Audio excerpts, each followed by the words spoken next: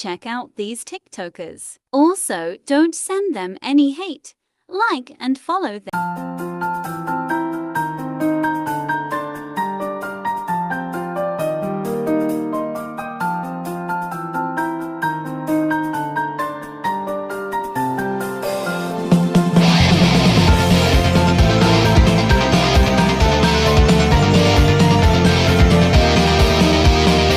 Storytime on how I got caught sleeping with my teacher. A little backstory. I'm not the brightest girl. I was really struggling in middle school.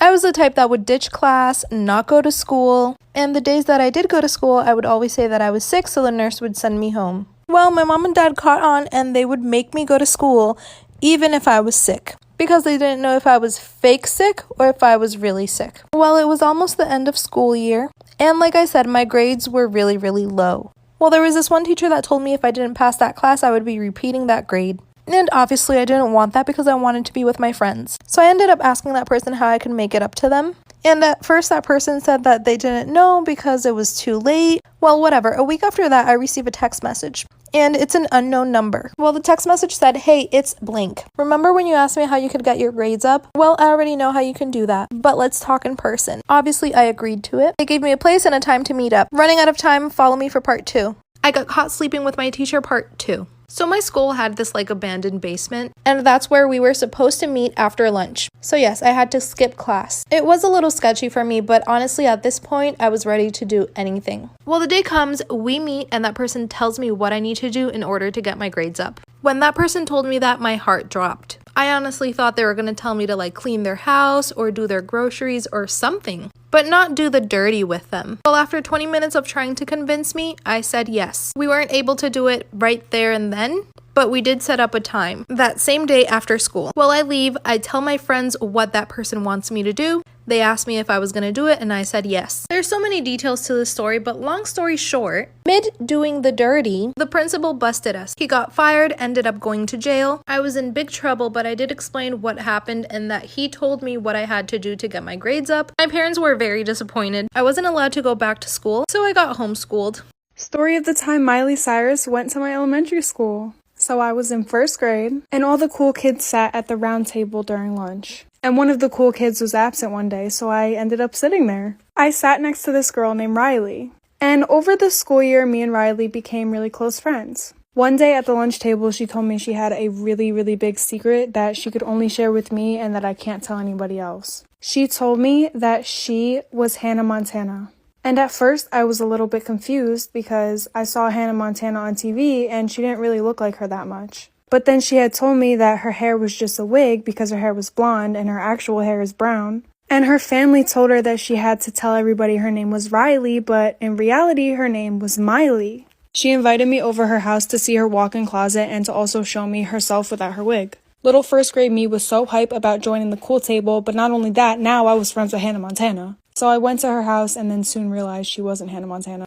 Do you like taking pictures of your friends and family? One woman took photos of her daughter, but what she saw after the photos were developed was terrifying. So her daughter always dreamt of being a ballerina, until one tragic day when she fell ill. The doctor said that she didn't have long. She quickly lost a lot of energy and soon could barely leave her bed. But one day when her mother came into her room, she was dancing again. Her mother was so happy. She grabbed her film camera and began taking photos, and soon after something horrifying happened. Her daughter's eyes rolled back and she fell on the floor.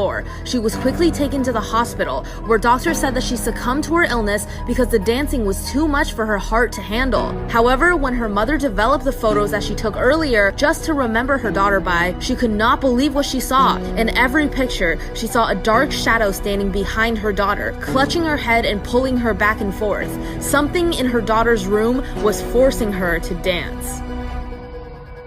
This is why you should always keep a diary. Once there was a young woman in Korea who was blind in one eye. She decided that once she saved up enough, she would get a cornea transplant. Eventually she did, so she scheduled the surgery. She was very excited for it, however, afterwards things took a terrifying turn. She stopped texting and talking to her friends and even her family with no explanation. People thought she just needed some time to recover. However, eventually her parents grew worried about her and went to her house. They knocked on her door, but there was no reply. Then they called the police, who broke down the door. Inside the house, they found the young woman lying in a pool of her own blood. blood. Her parents were devastated. No one could understand why she did this to herself. Perhaps it was just a social isolation. However, this theory was quickly changed when the police kept investigating. All the mirrors have been smashed in the house, as well as all other reflective surfaces. But it wasn't until they found the young woman's diary that they really found out what was happening. When they flipped open her diary, they found that on the last few pages she'd written over and over again, "My right eye is staring at me."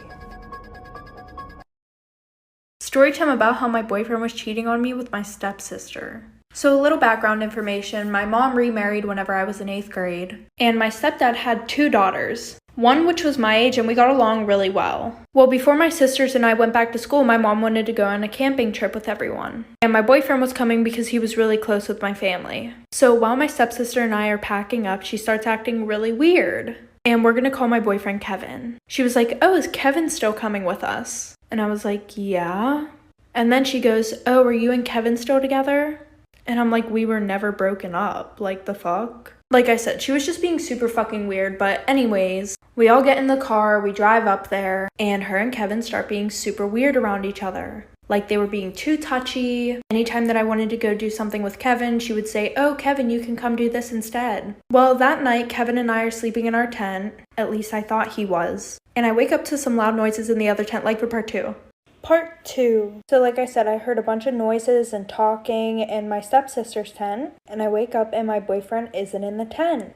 So I'd be very quiet getting out of my tent, and I go over to hers and I just listen. And oh bitch, I should have just confronted them because I got my motherfucking feelings hurt. He was telling her how he didn't love me at all and how he only wanted to be with her. And how every time that they kissed each other and screwed each other, he felt such a connection between them. So not only was he cheating physically, but they had a connection. Wonderful. So I open her tent and I confront them. This was the most degrading thing I've ever went through in my life.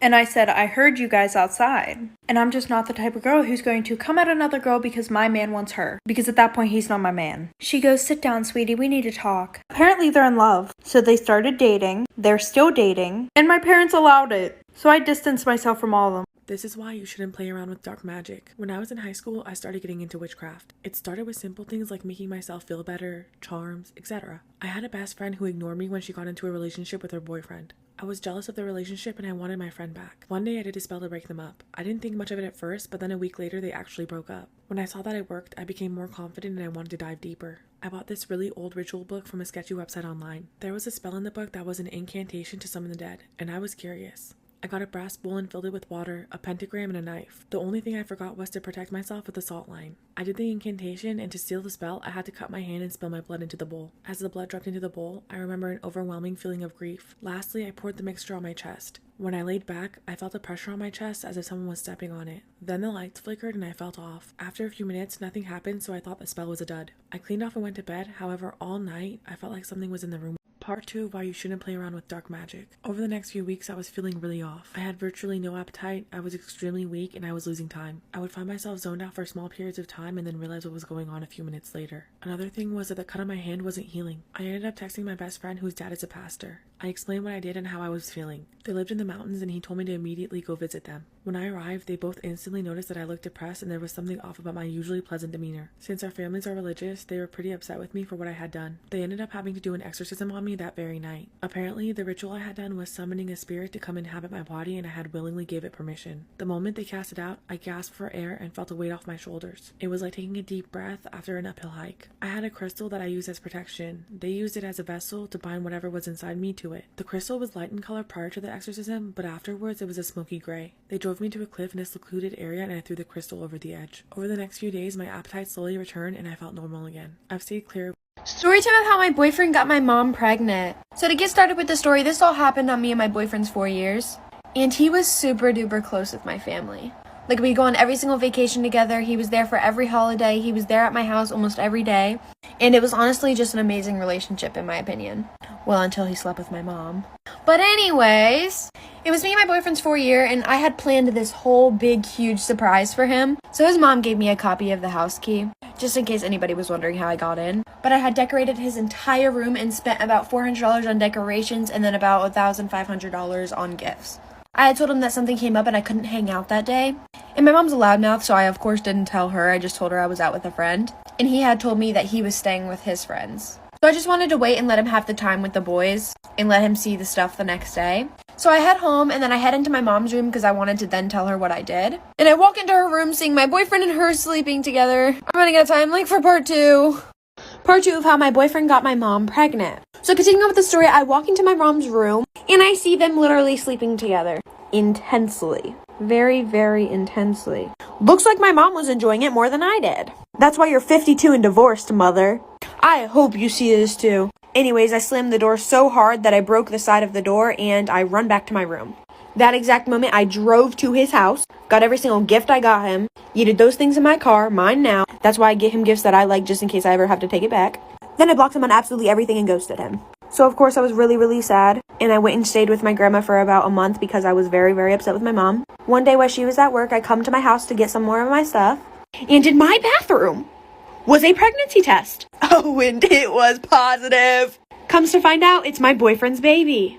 Oh, and that reminded me that I needed to take a pregnancy test. And as we're speaking now, I am 8 months pregnant with his freaking baby. Story time. So this one day I needed to go to Walmart, and usually my boyfriend goes with me to the store, but I had made him mad at the same Walmart like 2 days ago. And he was asleep too, so I just decided to go by myself. So while I'm there, I go to the candy aisle, and there's 2 women standing there, but they left, so I was alone in the aisle. As I'm standing there, there's this guy with a scooter who walks into the same aisle, and he looks like the Walmart version of Tyler, the Creator.